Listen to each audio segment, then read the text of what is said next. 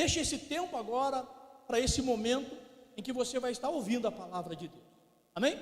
Mas eu tenho um hábito de perguntar, né? Embora é uma pergunta simples, mas eu tenho o hábito de perguntar. Quantos querem ouvir Deus falar? Digo amém. É um costume meu, amém? Então agora sim, eu quero que você se coloque de pé. Se você tem a sua Bíblia, abra ela comigo no Evangelho de João. Evangelho de João, capítulo 4.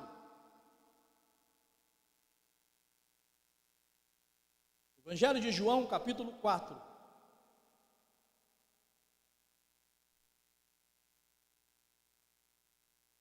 Eu acho que alguém já falou assim no coração, eu conheço esse capítulo. Eu também, por isso eu disse que nós falaríamos de coisas simples. Eu trago para você hoje uma mensagem carregada com a simplicidade, mas de algo tão gostoso. Eu tenho certeza que Deus vai abençoar você com essa palavra. Evangelho de João, capítulo 4, nós vamos ler apenas os primeiros versículos. Assim diz a palavra de Deus. E quando Adão veio a saber que os perushim tinham ouvido que Yeshua fazia mais e batizava mais talmidim do que Yohanan, deixou Judá e foi para Galilá. E era necessário passar por Shomeron. Foi, pois, a uma cidade de Shomeron, chamada Shikhar, junto à herdade que Jacó havia dado a seu filho Yosef. Amém? O texto é conhecido. Eu vi que vocês acompanharam a leitura ali. Agora eu quero que você feche a sua Bíblia, coloque ela na sua cadeira, põe a mão no coração. Boa noite, Rafa. Tudo bem? Família, vai bem? Peça para Deus falar com você algo que você precisa ouvir nessa noite. Amém? Não o que você quer, mas aquilo que você precisa ouvir. Amado Deus, eterno e soberano, nos colocamos na tua presença e te pedimos, Senhor, fala conosco. Fala conosco não aquilo que nós queremos. Nós não entramos aqui nessa noite para ter os nossos egos massageados. Nós entramos aqui para sermos transformados pela tua palavra. Fala conosco, Senhor, aquilo que nós precisamos ouvir. Em nome do teu Filho amado, nós te pedimos e te agradecemos. Cerca este lugar com os teus anjos. Cerca este lugar com o teu fogo, com o teu poder, com o teu Espírito. E, Senhor, que todo roubador de palavra saia daqui, que todo roubador de palavra nem chegue perto desse templo essa noite, porque a tua glória vai incendiar esses corações. É no nome de Jesus que nós te pedimos e te agradecemos, e todos digam amém. Senta dando graças a Deus.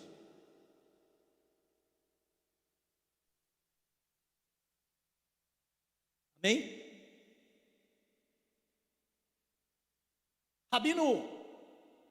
Rabino Mateus Zandona, ele diz assim que a fé da Bíblia não está na moda, e a fé da moda não está na Bíblia. Interessante quando nós olhamos para essa frase e paramos para entender que muitas coisas que estão contidas na Bíblia hoje está fora de moda. Hoje, falar de Jesus parece que não tem mais tanta ênfase assim. Muitas pessoas não dão tanta atenção para a palavra dita de uma forma verdadeira. O que acontece é que nós estamos tendo uma inundação de coach. Irmãos, eu não tenho nada contra coach, mas o problema é quando os coaches querem ser pastores, e quando os pastores querem ser coach. Nós temos que entender e separar isso. E se você entender e observar, você vai ver que há uma inundação de palavras que massagiam o ego. Palavras que estão inundando as igrejas como você vai vencer, você vai conseguir, você vai ser vitorioso, Deus vai dar, Deus vai fazer. E nem sempre é assim, ou quase sempre não é assim. Jesus, ele disse certas coisas que eu não concordo, mas eu tenho que aceitar. Ele disse assim: no mundo tereis aflições. Eu não concordo com isso, mas eu aceito, foi Jesus que disse. Porque quem quer viver aflições? Ele disse assim: olha, aquele que quer me seguir, pegue a sua cruz. Não, quem que gosta de carregar a cruz aqui? Eu não gosto de carregar, mas Jesus disse, e se Jesus disse, eu preciso crer e obedecer. A Bíblia, ela tem que ser a sua regra de vida, ela tem que ser a nossa base. Eu não sei se vocês sabem, mas estão já terminando a Bíblia editada, que é uma Bíblia corrigida no sentido de que algumas coisas foram tiradas da Bíblia. Existe, se não me falha a memória, num país árabe, uma igreja que lá pode entrar todas as religiões, é uma igreja universal. Já estão trabalhando nisso, e é melhor que a igreja que ainda teme a palavra comece a fazer alguma coisa. O texto que eu li para você aqui é escrito por João, Yohanan, discípulo de Jesus. E João escreve com uma ênfase. Vocês notaram que João dá detalhes? E o que João escreve aqui não está nos outros evangelhos. Os evangelhos sinóticos, que são Mateus, Marcos e Lucas, não citam esta passagem. Este capítulo 4 do evangelho de João é o diálogo mais longo de Jesus registrado. Antes dele tem capítulo 3, Jesus vai conversar com um homem chamado Nicodemos. Mas se você observar aqui, nós temos quase 30 versículos reservados para o diálogo de Jesus com uma mulher, que nós nem sabemos o nome dela. Nós a chamamos de a mulher samaritana. Jesus encontra com essa mulher, e aqui desenrola-se um diálogo fenomenal. E João, com detalhes, ele cita esse encontro. E eu parei para pensar, por que João é tão detalhista? Irmãos, deixa eu explicar uma coisa para você entender. Eu estou só na introdução para você entender o que Deus quer falar conosco esta noite. Todo rabino, nos dias de Jesus, quando ele saía a pregar, a falar da Torá, ele tinha que ter na sua equipe obrigatoriamente três homens que desempenhassem 3 funções diferentes. Hoje, qualquer sinagoga que você for, existe o minyan. Minyan é número. Minyan, para se começar um serviço numa sinagoga, tem que ter no mínimo 10 homens. É o minyan. E Jesus começa logo chamando 12. Jesus sempre trabalha com mais. Mas dentre esses homens, todo rabino tinha que ter, primeiro, um segurança. Aí você já lembrou do Pedrão, né? Que andava com a espada. Todo mundo mete o pau no Pedro, não é, meu irmão? Que estava com a espada, cortou a orelha de Malco. Mas era uma função de Pedro, ser o segurança da equipe. Por isso Pedro andava com uma espada. A segunda função, que era obrigatório ter na equipe do rabino, era um tesoureiro. Quem que era o tesoureiro, irmão? Judas. E a terceira função, o terceiro homem obrigatório, era um escriba. Alguém que pudesse escrever, estar ali junto para anotar as palavras. João é o único discípulo que está na crucificação. Por que ele foi autorizado a estar no momento em que Jesus era crucificado? Porque ele era o escriba.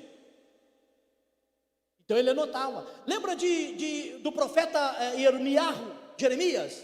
Jeremias tinha um amigo que se chamava Baruch.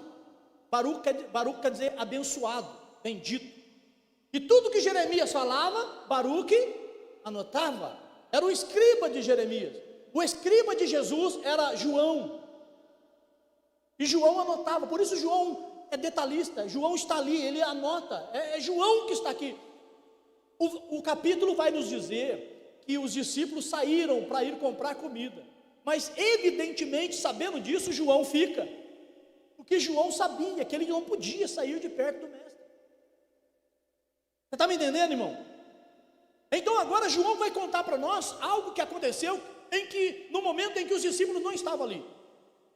A Bíblia vai nos contar que Jesus estava na região da Judéia.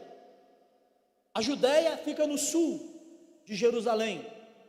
E ele disse assim que queria ir para Galiléia, no norte, onde ficava Nazaré, onde ficava Cafarnaum, né? Onde ficava o lago de Genezaré. Jesus queria sair da Judéia e ir para Galiléia. E Jesus diz algo aqui que vai mexer com você. Ele diz assim: vamos à Judéia, contudo é necessário passarmos por Shomeron, ou Samaria. E eu fiquei pensando, por que é necessário passar por Samaria? Porque o capítulo aqui, o versículo que eu não li aqui, talvez você tenha reparado, né? O versículo 2 diz assim: ainda que Jesus mesmo não batizava, mas os seus discípulos, tudo que está na Bíblia, entre parênteses, entre colchetes, não está no original, por isso eu não li. Tudo que está na Bíblia, entre parênteses, entre colchetes, é acrescento do copista. A Bíblia nos conta que esse versículo vai falar que os judeus não se davam com os samaritanos. Então Jesus, saindo da Judéia para ir para a Galiléia, ele diz que contudo era necessário, João vai escrever isso, que ele disse que era necessário passar por Samaria. Mas deixa eu contar uma coisa para você. Você precisa entender o que se deu para que os judeus e samaritanos não se dassem. Irmãos, a raiva, o ódio entre judeus e samaritanos era tão grande que eles se agrediam. Imagine Jesus, judeu, passando numa cidade samaritana, ou em várias cidades samaritanas, da região de Samaria, tinha Sicá, Siquém e outras cidades ali, e Jesus passando, eles poderiam ser agredidos. Então falar para os seus discípulos, é necessário passar por Samaria, chocou os discípulos, porque não era hábito de judeu passar por Samaria. Por volta do ano 900 e alguma coisa antes de Cristo, Salomão morre. E com a morte de Salomão, o filho dele, chamado Roboão, assume o reinado. Então os anciãos chegam para Roboão e dizem assim: Roboão, tira um pouco o imposto do povo, o povo está muito sofrido, o seu pai colocou muito imposto, é muita coisa. E Roboão foi pedir conselhos com os jovens. Os jovens amigos dele dizem para ele assim: não, Roboão, o negócio é o seguinte, o povo tem que sofrer mesmo, mete mais imposto em cima do povo. O que aconteceu é que Roboão, colocando mais imposto, criou uma revolta, e Jeroboão, um dos servos ou um dos capitães do exército, cria uma revolta. Então o reino de Israel, que era unido, agora é separado. 10 tribos vão morar no norte, saem dali de Jerusalém e vão para o norte, região de Samaria. Samaria, capital do reino do norte. No norte estava o reino do norte, chamado também reino de Israel. E no sul ficaram 2 tribos, Judá e Benjamim, chamado reino de Judá. Então nós temos reino de Israel e reino de Judá, reino do norte, reino do sul. E quando Jeroboão separa, quando causa essa separação, Jeroboão faz 2 igrejas, 2 templos pagãos, um em Betel e outro em Dan. E nesse templo Jeroboão coloca bezerros de ouro para ser adorado, com medo de que o povo saísse do reino do norte e fosse até o templo que estava em Jerusalém adorar a Deus. Então ele fez templos pagãos. Isso criou ódio nos judeus que estavam no reino do sul. Isso criou asco, isso criou repúdio naqueles que estavam no reino de Jerusalém, porque eles criaram templos pagãos. Cerca de 300 anos depois, por volta do ano 600 e alguma coisa, o reino assírio vai no reino do norte e arrebenta com tudo. É aí que se diz que as 10 tribos do norte desapareceram. O reino assírio, um povo ruim, pensa num povo ruim, pensa num povo bárbaro. É por isso que Jonas não queria pregar em Nínive, porque Nínive era a capital da Síria, e Jonas sabia que os assírios eram um povo ruim. Mas o Deus, que é Deus, que ama tanto o justo como o ímpio, o Deus que é Deus, que ama tanto o homem quanto a mulher, o Deus que é Deus e ama todos quantos Ele criou, Ele manda Jonas ir, Jonas tem que ir. Mas agora, esses templos que criou uma inimizade entre samaritanos e judeus. No ano 600 e pouco, a Síria destrói tudo e leva o povo cativo. E levando o povo cativo, ele deixa ali poucas pessoas, e era um costume assírio colocar outros povos ali para se misturarem, para se miscigenarem, e assim a cultura sumisse. Então, outros povos vão morar na região de Samaria. Mais tarde, no livro de Neemias, já no ano 445 aproximadamente, antes de Cristo, tá? E o povo de Neemias vai reconstruir Jerusalém, porque estava destruída por causa de Nabucodonosor. E agora Jeremias sofre um embate com um homem chamado Sambalate. Sambalate era moabita e morava no reino do norte. Sambalate fez um templo no monte Gerizim e deu para o seu genro chamado Manassés, para que ele fosse o sumo sacerdote desse templo. Irmão, o reino do norte só fez besteira, e isso tudo foi criando nos moradores do reino do sul um ódio, uma antipatia, foi criando um sentimento de repúdio nos moradores do reino do norte, e passaram a se chamar samaritanos. Agora, 445 anos depois, vem Jesus e se assenta num lugar que era da região de Samaria. Irmão, deixa eu falar uma coisa para você. Não há obstáculos que possa segurar Jesus.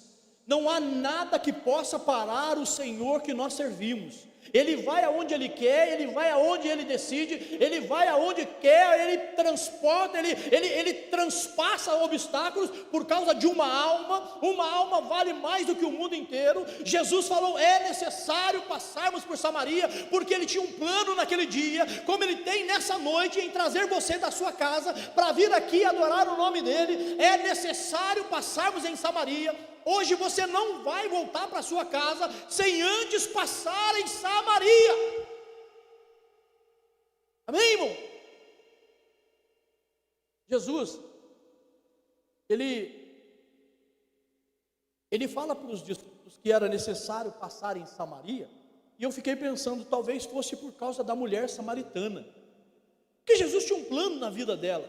Se você ler o capítulo 4, você vai ver que a mulher samaritana, no diálogo com Jesus, é para ela a primeira vez que Jesus se declara ser o Messias. Vocês repararam nisso? O ministério de Jesus, ele tem 3 fases. A primeira fase é a preparação. A segunda fase é a popularidade. A preparação durou 1 ano. A segunda fase, a popularidade, durou 1 ano. E a terceira fase, a perseguição, durou 1 ano e meio. Então, meu irmão, não fique pensando você que as coisas vai ser diferente, não, porque Jesus, o maior tempo do ministério dele foi perseguição. Eu vim aqui dizer para você que você vai vencer. Não importa o que acontecer, você vai vencer. Não importa os obstáculos, as pessoas que te oprimirem, mas você vai vencer. Mas não desista. Não desista de Jesus. Jesus agora diz aos discípulos que era necessário passar por Samaria, mas eu fiquei pensando, por que passar por Samaria? Por causa de uma mulher. Bom, irmãos, se nós olharmos para o desenrolar do crescimento do Evangelho, nós sabemos que essa mulher não tem parte alguma. Os responsáveis por levar o Evangelho, por difundir a palavra de Jesus, por fazer a igreja crescer, são os discípulos. Não é a mulher samaritana.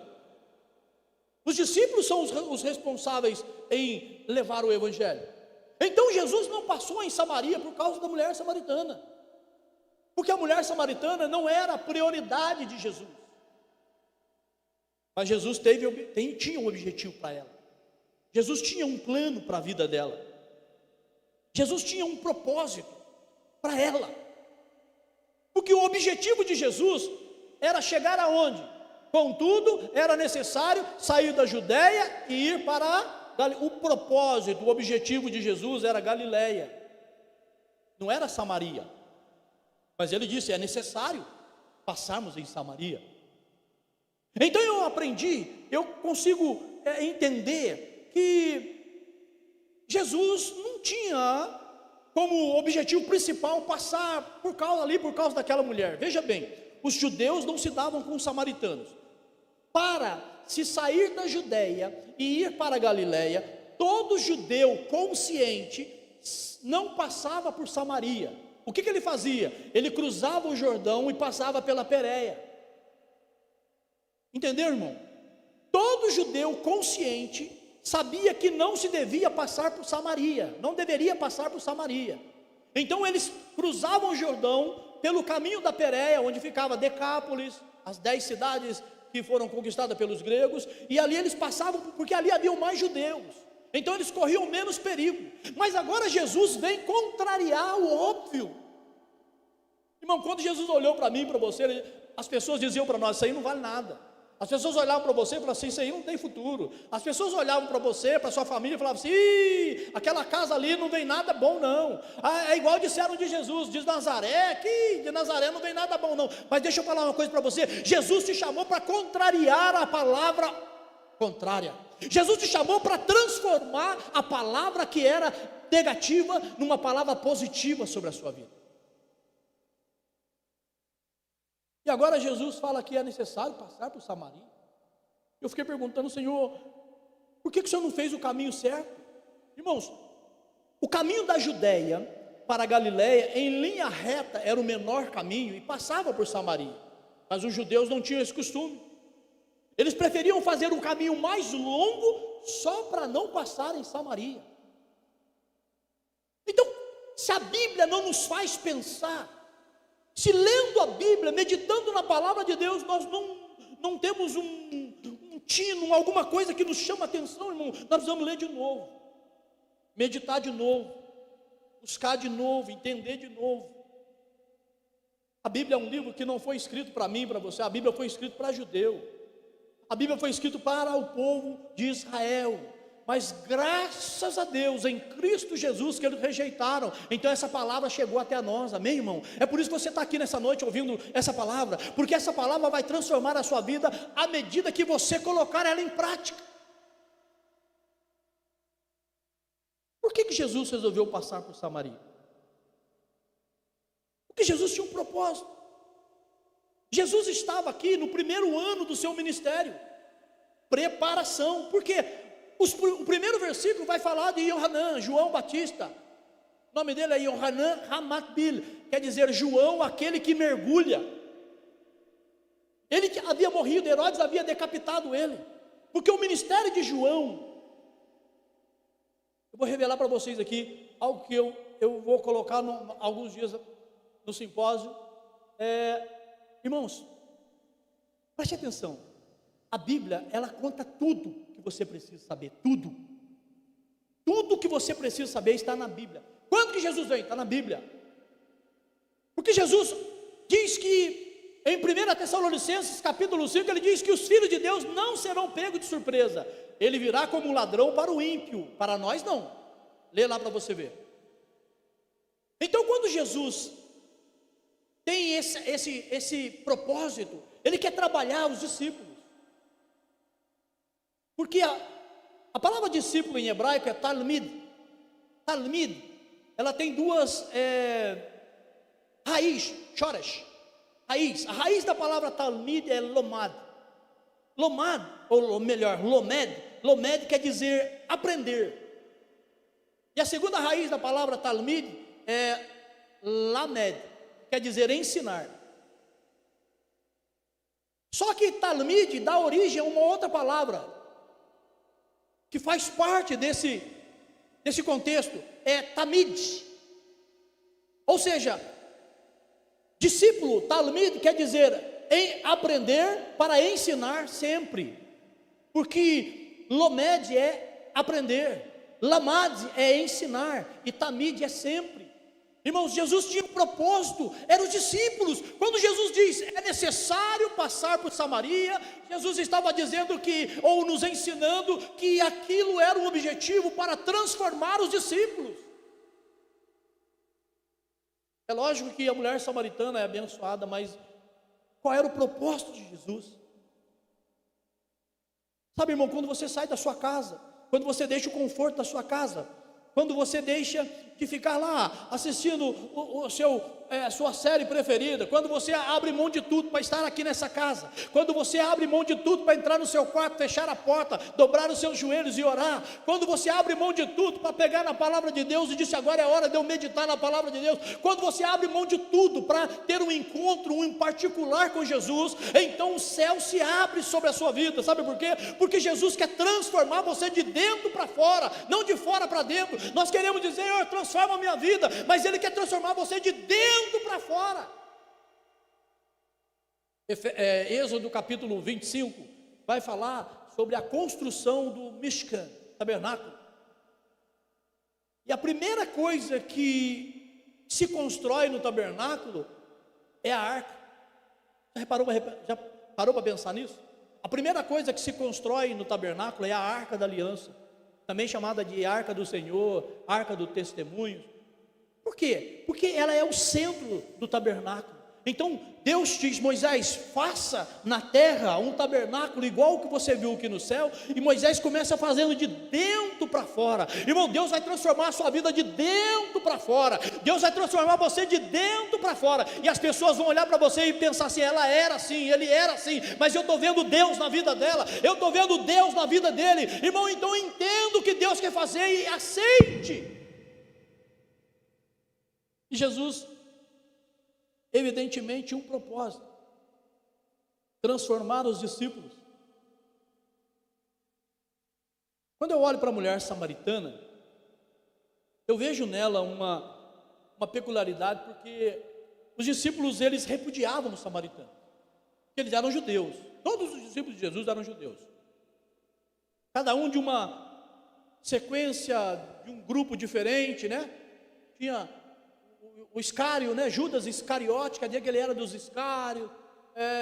Tinha pessoas diferentes. Simão, Zelote, né? Zelote era um grupo.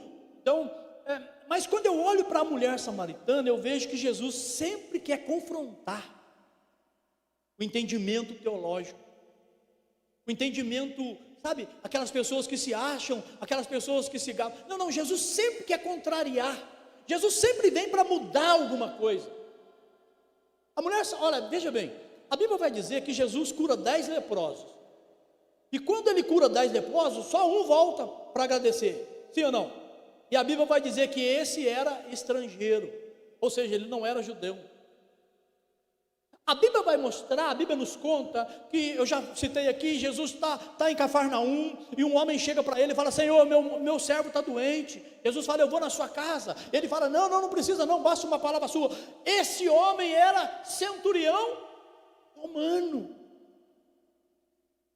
A Bíblia vai falar para mim e para você, que Jesus está andando, ministrando, curando, fazendo o ministério, e tem uma mulher que vem atrás dele, Senhor, me ajuda, minha filha está endemoniada, Senhor. Os discípulos viram para ele e falaram, Senhor, manda essa mulher embora, já está perturbando já. Aí Jesus vira para ela e fala assim, o que é? Minha mulher, a minha filha está doente, está endemoniada, cura ela. E Jesus fala para ela assim, não é certo tirar o pão dos filhos e dar para os... Quem que essa mulher é? A Bíblia vai chamar ela de Sirofenícia.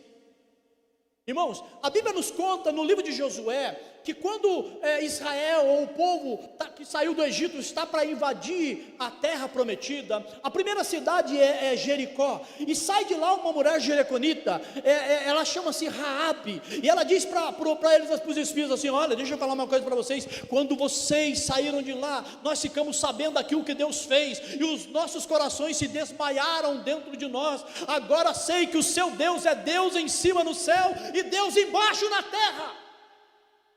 Não era judeu, ela não era judia.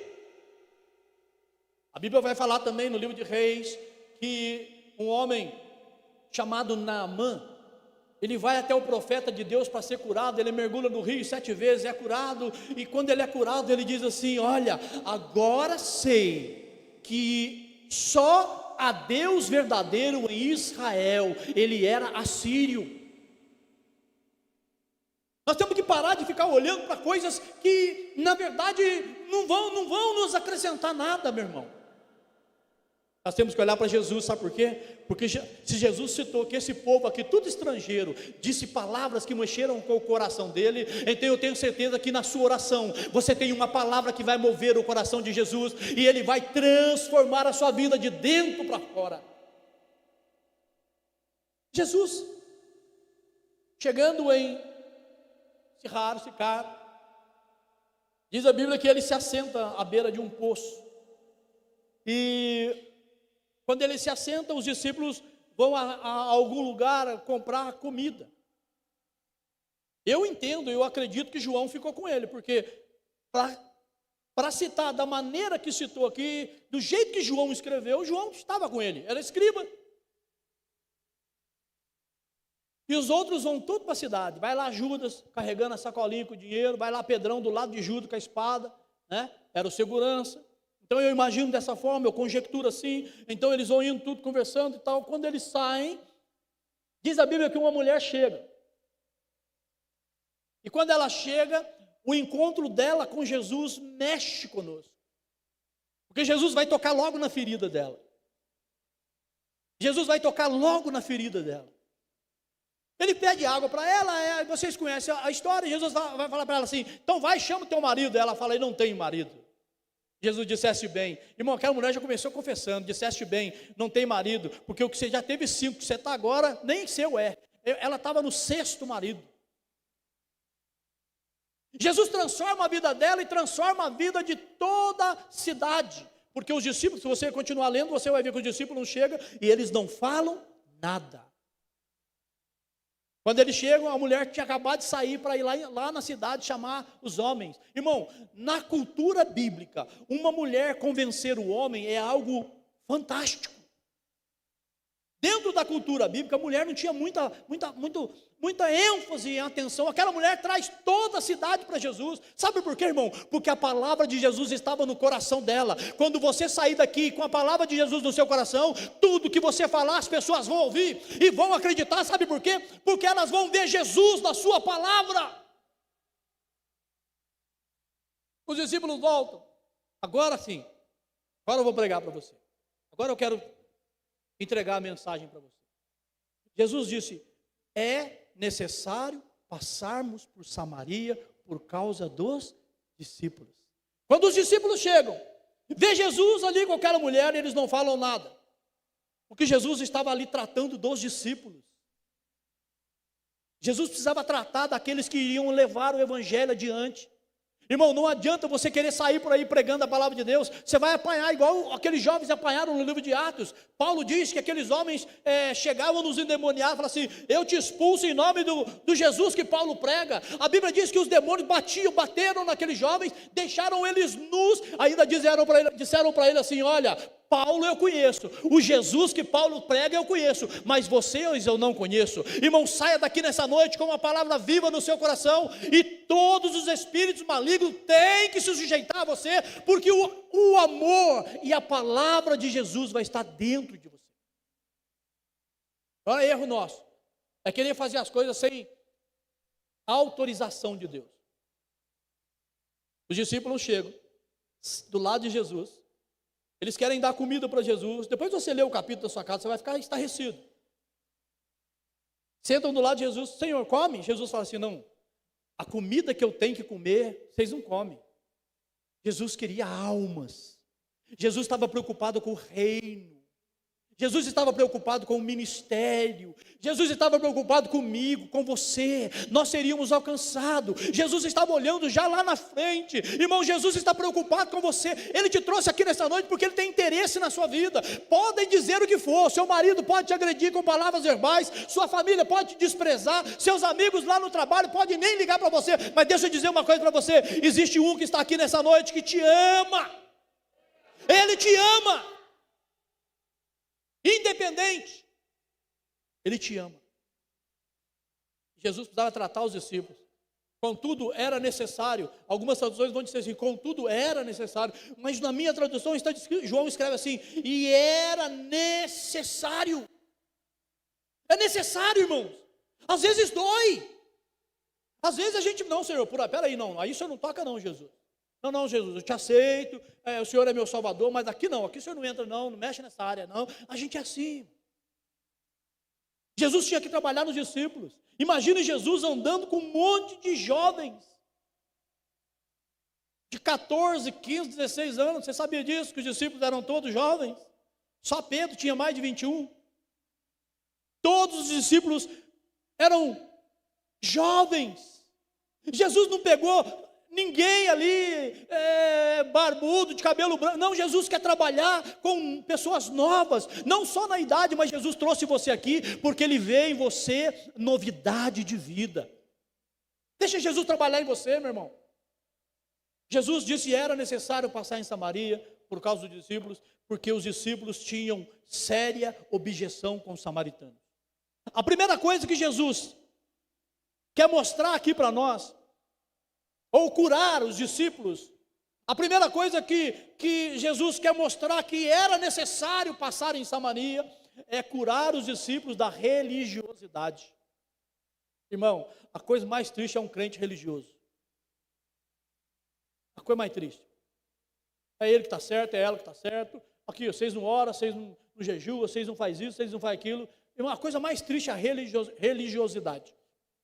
Não, porque os samaritanos não presta. Não, porque os samaritanos adoram no Monte Gerizim.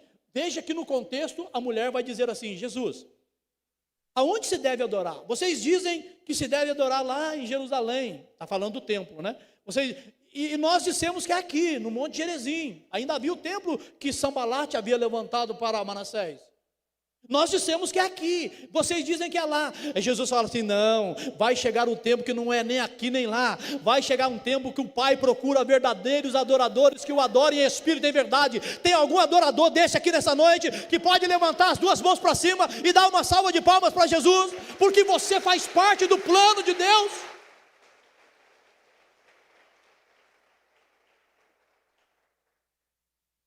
Religiosidade. Irmão, se você é um crente religioso, passe em Samaria, por favor. Nós estamos precisando passar em Samaria, irmão. Não, porque a mega church é bom, mas não, a outra não.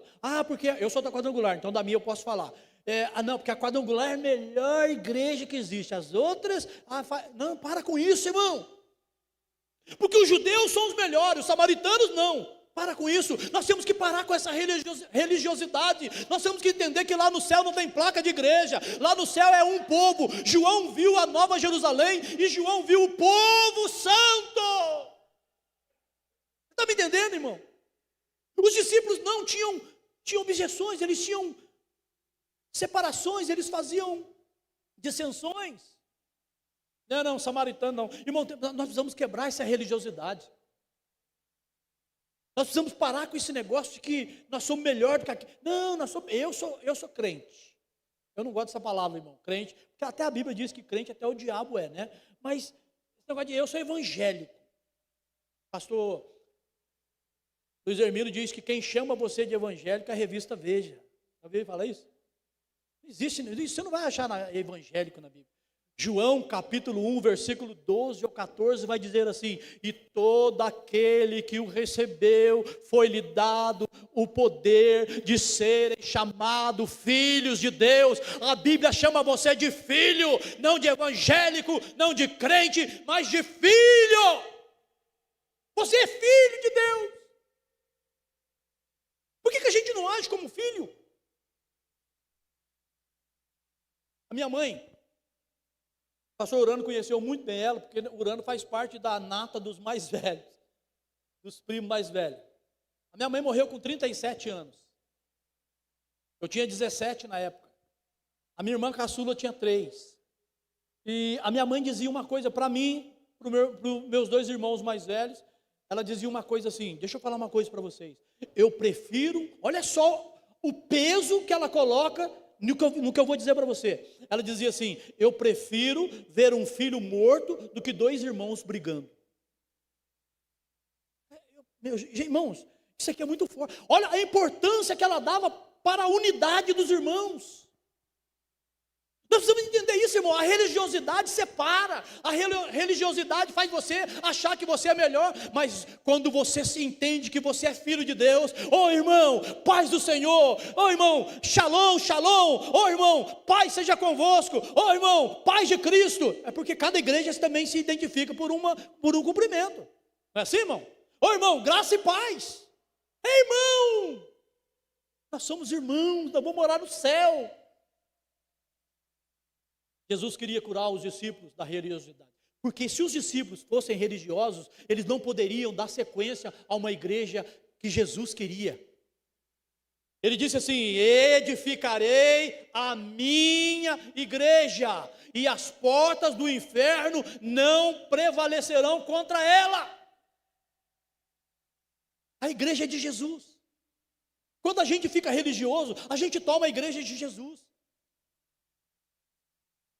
Segunda coisa que Jesus precisava curar nos discípulos, eu vou falar só algumas, poucas. Preconceitos. Irmão, se tinha um povo preconceituoso, eu acho que ainda hoje são judeus. Imagine os discípulos, o preconceito que eles tinham com os samaritanos. E preconceitos são conceitos que você forma sem base, sem nenhuma base legal. Preconceito, eles tinham preconceito samaritano. Sabe por que é samaritano? Quando Jesus conta a parábola do bom samaritano, ele choca os fariseus de uma forma tão grande, mas tão grande. Irmão, a gente lê a Bíblia e a gente lê tão rápido assim, né? Irmão, você para entender cultura, né, Rafa? A gente falava sobre isso no primeiro simpósio. Cultura, você precisa entender cultura. Se você não entender um pouquinho da cultura bíblica, você não entende o que Jesus está falando, você não vê o peso do que Jesus está falando. Quando Jesus fala da parábola do bom samaritano, Jesus choca os fariseus. Quando Jesus leva os discípulos em Samaria e mostra para eles que os samaritanos também mereciam, se você ler, eu quero crer que você vai ler, no final do capítulo 4, Jesus vai dizer que ainda ficou ali por 2 dias, ele e os discípulos. Irmão, eles foram curados. Jesus levou eles ali para curar os preconceitos. Para de ser um crente preconceituoso. Para com esses preconceitos que o mundo, né, a situação, as coisas vão criando e a gente vai se tornando crentes preconceituosos. Eu acho interessante o livro de Jó, no capítulo 30, se não me falha a memória, Jó diz assim, Jó estava leproso. A Bíblia vai dizer que Jó tinha mau hálito. Jó estava podre. Sabe por que ele deitava na cinza? Não é porque a cinza tinha algum poder de cura, não. É porque a cinza fazia o mau cheiro diminuir. Então Jó deitava na cinza para tentar abafar um pouco o mau cheiro que ele exalava. No capítulo 30, Jó vai dizer assim: Senhor, eu clamo na congregação, mas ninguém me ouve. Irmão, Jó está clamando na congregação para os irmãos. Não, Jó, isso é castigo, viu? Isso aí que você está passando é castigo, preconceito, irmão. Uma hora eu vou contar para você o que é o livro de Jó. Jó, o diabo colocou Deus no banco de réu. E Jó foi usado para inocentar a Deus. É mais ou menos isso para você entender o livro de Jó. Irmão, nós temos que quebrar esses preconceitos. Temos que parar com isso. Nós temos que curar nossos corações. Porque se você não for curado, como é que você vai curar alguém? Como que eu vou falar de Jesus para alguém, se na verdade nem Jesus eu tenho dentro de mim? Jesus levou os discípulos lá para curar a religiosidade e os preconceitos que eles tinham dos samaritanos. Terceiro, soberba. Eu poderia colocar outros tantos aqui, motivos que Jesus teria levado os discípulos a Samaria, mas eu entendo que a soberba é algo fenomenal, que precisa sair do nosso meio, porque está cheio de gente andando com o nariz em pé, está cheio de gente achando que é o que não é, está cheio de gente achando ser o que não é. Os judeus achavam, não, nós somos melhor, nós somos a última bolacha do... Irmão, você já viu a última bolacha do pacote? É a bolacha mais quebrada que tem.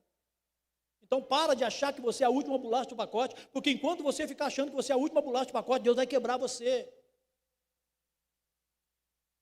Os judeus, não, nós somos um povo escolhido. Não, samaritanos, não, eles são um povo misto, eles são um povo misturado, o sangue deles não é puro, soberba. Não, eu sou evangélico. Eu não passo naquela rua lá porque mora uma mulher lá e ela é assim, mora alguém lá, então eu não passo. Para com isso, você não é melhor do que ninguém. Jesus morreu por você e morreu por ela também. Está cheio de pastores soberbos. A Bíblia diz que Deus, isso aqui que eu vou falar não é frase minha não, irmão. Deus não deu igreja para pastor, Deus deu pastor para a igreja. Sabe qual a diferença de Saul e de Davi? É que Saul era pastor de jumento. Você leu a Bíblia? Leu a Bíblia? A Bíblia vai dizer que as jumentas do pai dele sumiram, aí ele vai procurar. Deus não, o povo, Saul, o nome Shaul em hebraico quer dizer desejado.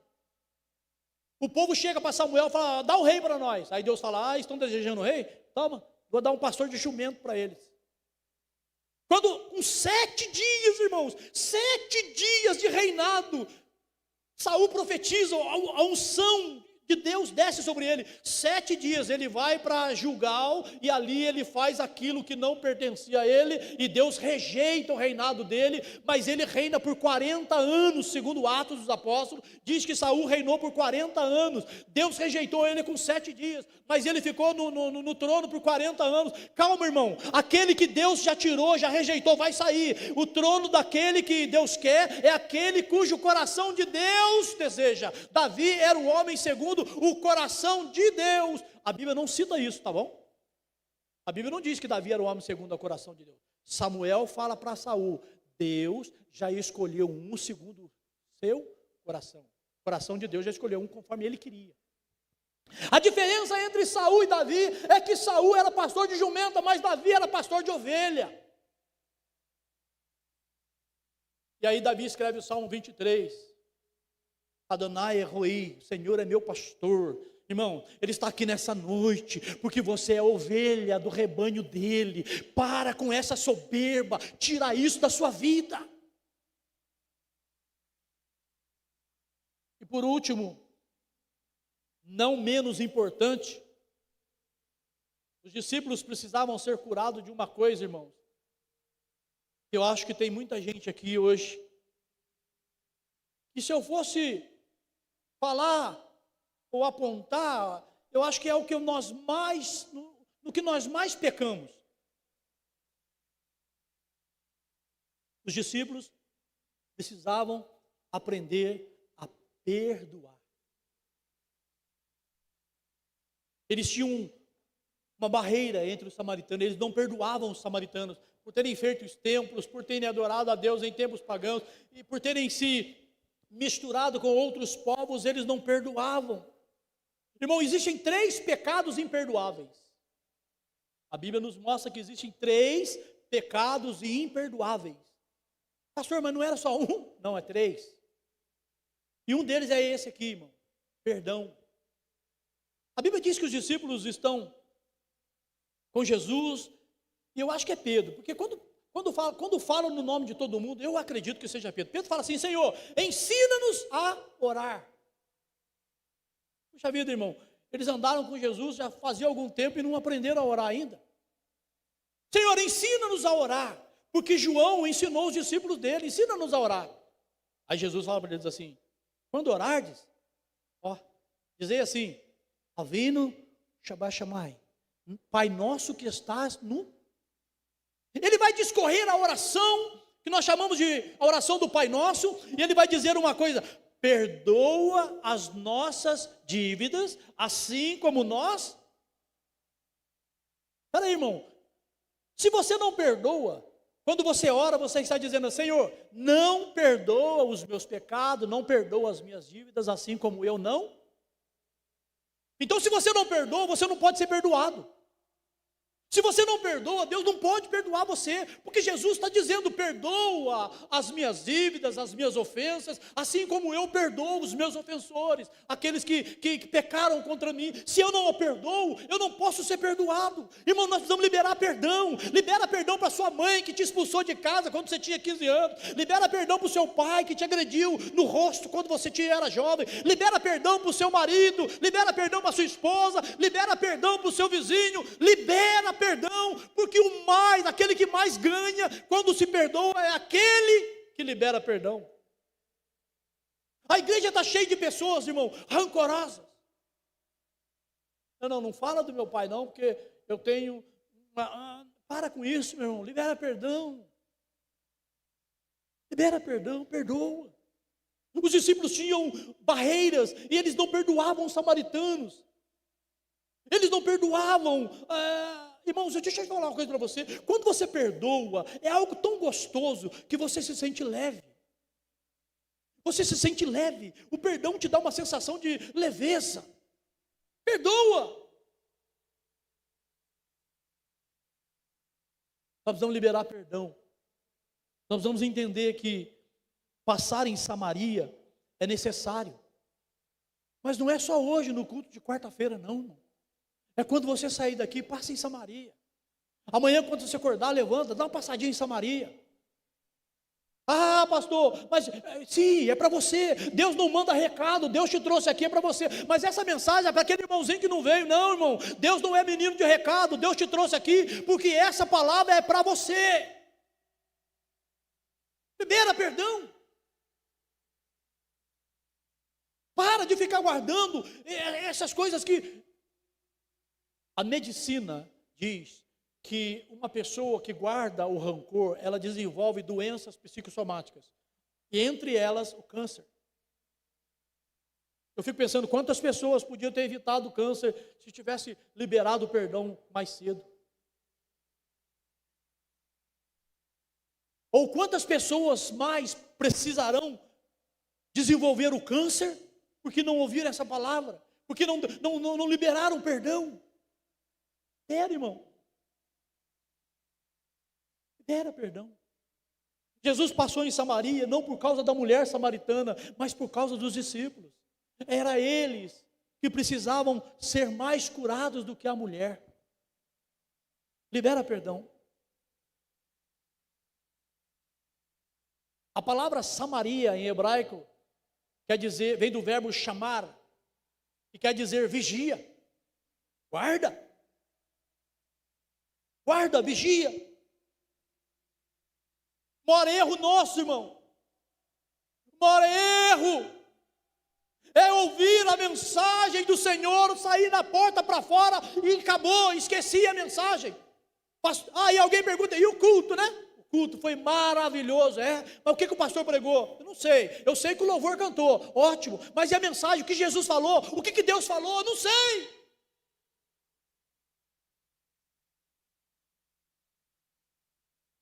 Nós precisamos mudar nossa vida, irmão. Nós precisamos rever nossos conceitos. Nós precisamos passar em Samaria. Nós precisamos olhar para nossas vidas e falar assim, ei, para aí minha esposa, para aí meu filho, aqui, está na hora de nós passarmos em Samaria. Vamos curar esse negócio aqui. Vamos dar um jeito nessa casa aqui. Vamos mudar esse negócio aqui. Vamos passar em Samaria, o lugar onde a gente vigia, o lugar onde a gente guarda o quê? Guarda a palavra de Deus. Os discípulos ficaram ainda 2 dias em Samaria com Jesus. Eu creio que quando saíram de lá, saíram melhor do que quando chegaram. Eu acredito em Cristo Jesus, que essa noite, você vai sair daqui melhor do que quando você chegou.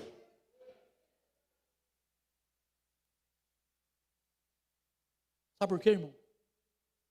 Porque Jesus te ama. Isso basta. Só o amor de Jesus. Basta. Passa em Samaria. Passa em Samaria. Eu quero que você se coloque de pé.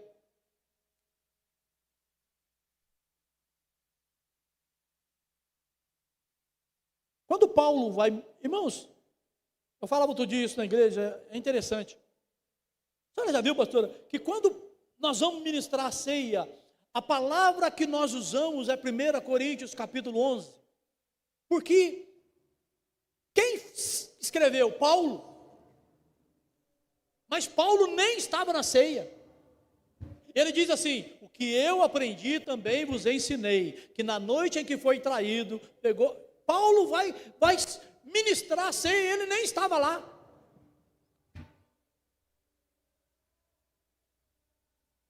Dentre muitas palavras que Paulo nos ensina, é que Jesus está voltando.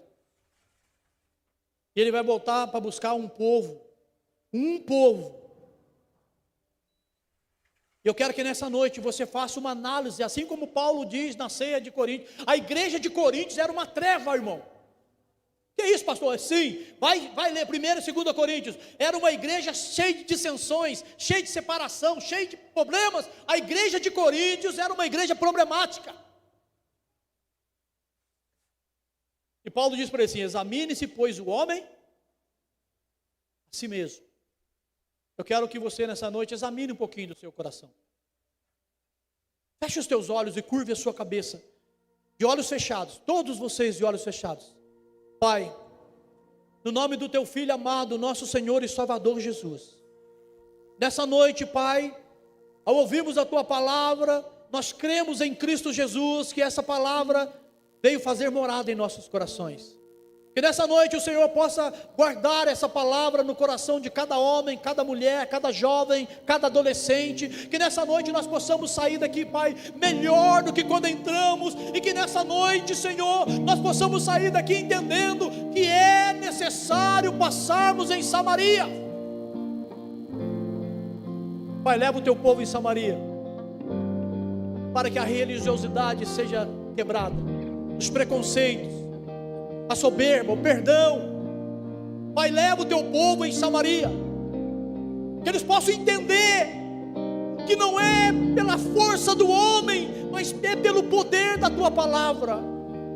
É assim que nós oramos, é assim que nós te agradecemos, é assim que nós posicionamos nessa noite, é assim que o teu povo se coloca diante da tua palavra, em nome do Senhor Jesus. Pai, transforma o teu povo, transforma a tua igreja, transforma os teus filhos. Se tem alguém que entendeu o que eu disse, se tem alguém que entendeu essa mensagem, dá uma salva de palmas para Jesus.